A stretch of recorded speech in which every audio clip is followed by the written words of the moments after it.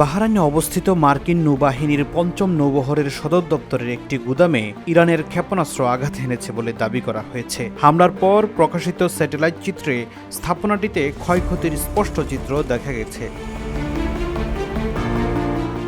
প্রতিবেদনে বলা হয়েছে, হামলাটি যুক্তরাষ্ট্র ও ইরানের চলমান উত্তেজনার নতুন মাত্রা যোগ করেছে। ইরান এর আগে উপসাগরীয় অঞ্চলে মার্কিন সামরিক স্থাপনাগুলোকে লক্ষ্যবস্তু করার হুঁশিয়ারি দিয়েছিল।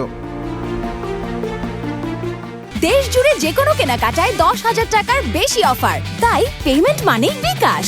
স্যাটেলাইট বিশ্লেষণ ও প্রকাশিত ছবিতে বাহরাইনের মানামায় অবস্থিত মার্কিন ৫ম নৌবহরের ঘাঁটির কয়েকটি স্থাপনায় ক্ষয়ক্ষতির চিহ্ন দেখা গেছে। তবে ক্ষয়ক্ষতির পরিমাণ বা হতাহতের বিষয়ে এখনও আনুষ্ঠানিক কোনো তথ্য প্রকাশ করেনি যুক্তরাষ্ট্র।